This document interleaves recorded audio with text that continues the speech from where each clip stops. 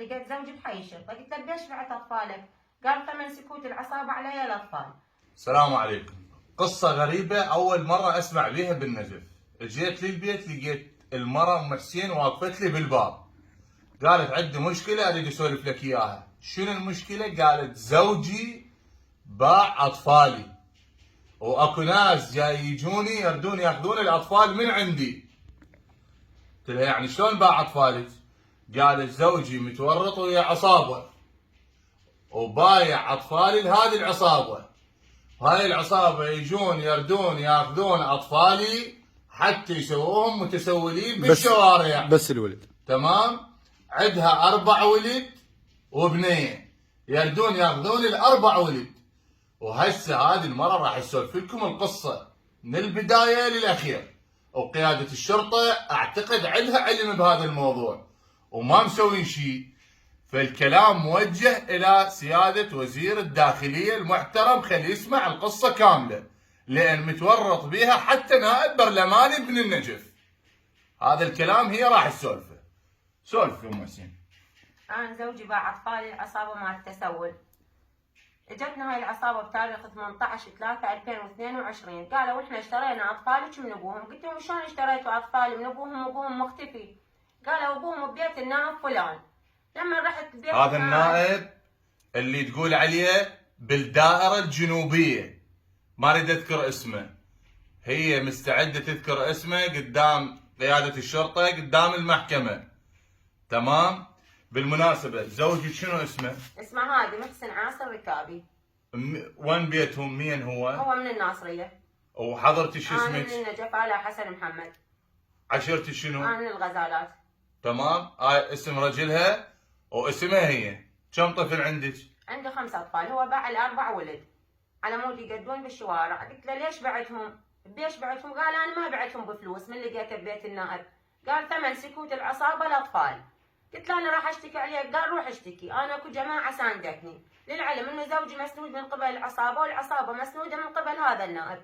لجأت للمحكمه واشتكيت عليهم، ما قدرت اوصل لاسماء العصابه الثلاثيه. لجأت للصحافة عن طريق قناة دجلة وقناة العراقية، قدرت توصل لقائد شرطة النجف بتاريخ 1/6. وصلت لقائد شرطة النجف وطرحنا الموضوع، قال لا توصلوها لوزير الداخلية، أنا حل هالسالفة. يعني قائد شرطة النجف هذا الحالي باسم؟ اي هذا الحالي. قال لي شلون توصليها لوزير الداخلية؟ قال توقفوا احنا نحل هالسالفة. تمام. وما حد حل السالفة. قال لي مهند رئيس العصابة تجارة البشر اللي ياخذ الأطفال يقد بيها، قال هسه تليفون واحد من هذا النائب قائد الشرطه يطردك. النائب اللي على الدائره الجنوبيه. اي مسنوده هي العصابه من قبل هذا النائب، لان احنا فقره وما حد يريدون ياخذون اطفالي مني. رحت ما حد سوالي شيء، لجأت للامنيه باعتبار المحافظه بها لجنه امنيه للعالم تحمي العالم. اشتكيت باللجنه الامنيه مالت المحافظه، رحت المعاون المحافظ وقدمت الشكوى وحولوها الشكوى للاستخبارات. راح شيخ الفقد مالتنا تنازل مكاني لان مهند اشترى ضميره وضمير رائد علي اللي سكرتير معاون المحافظ. راحت السالفه، رجعت مره ثانيه للقاضي، قلت له استاذ انا ما قدرت اوصل لاسماء العصابه، وهاي العصابه تركض وراي من مكان لمكان، يعني الدرجه اذا اريد اشتري قنينه ما يخلوني اشتري قنينه لبيتي، مو اللي يقطعوها علينا. وقائد الشرطه يدري، ولجأت المدير استخبارات النجف وودوا وياي ضابط وشافوا من وين يعبرون وكل شيء ما سوت للدوله. وانا مره فقيره وين اطوج بهاي الاطفال؟ اناشد السيد رئيس الوزراء وناشد السيد وزير الداخليه عبد الامير الشمري يفتح تحقيق موضوعي ويسوي لي شاره الاطفال. هاي الاطفال بياذن بتروح، شنو ذنبها؟ ابن النائب يقول لي اخذهم من عيونك، بيا حق ويا دين ويا قانون. ابن النائب يريد ياخذ اطفالي مني، انا مره فقيره وما عندي غير الله والدوله. طبعا بالمناسبه قياده الشرطه، وزاره الداخليه، مجلس النواب، رئاسه الوزراء، كلهم لهم حق الرد. هاي المرة تقول لك انا عندي ادله وعندي اثباتات على هذا الحكي كله، اريد بس واحد يصيح لي حتى اقعد وياه واسولف له، وانا اطلب حمايه. النائب اللي تقصده نائب من نواب النجف بالدائره الجنوبيه، يعني الدائره الثالثه، واحد من عندهم. تمام؟ مشترك بهذا الموضوع، وحسب كلامها تقول ابن هذا النائب هو رئيس العصابه، وهو اللي مسؤول على العصابة اللي تشتري الأطفال وتزرعهم بالشوارع حتى يقدون. جاي تفتهمون الموضوع ايش كبره؟